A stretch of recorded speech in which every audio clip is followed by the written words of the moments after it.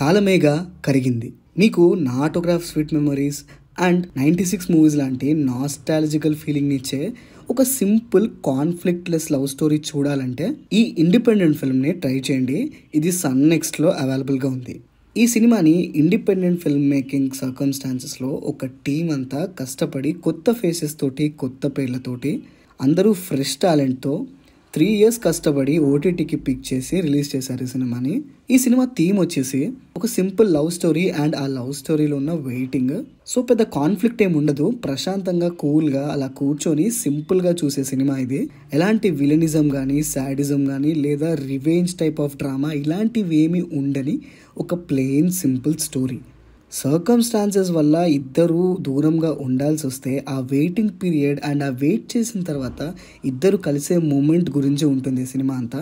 కవిత్వాలు and Telugu literature ఇష్టపడే వాళ్ళకి ఈ సినిమాలో ఉన్న డైలాగ్స్ అండ్ ఈ సినిమా వెళ్ళే వే బాగా నచ్చచ్చు. నాకు చూస్తున్నప్పుడు ఈ సినిమాలో కొన్ని నచ్చని పాయింట్స్ ఉన్నాయి.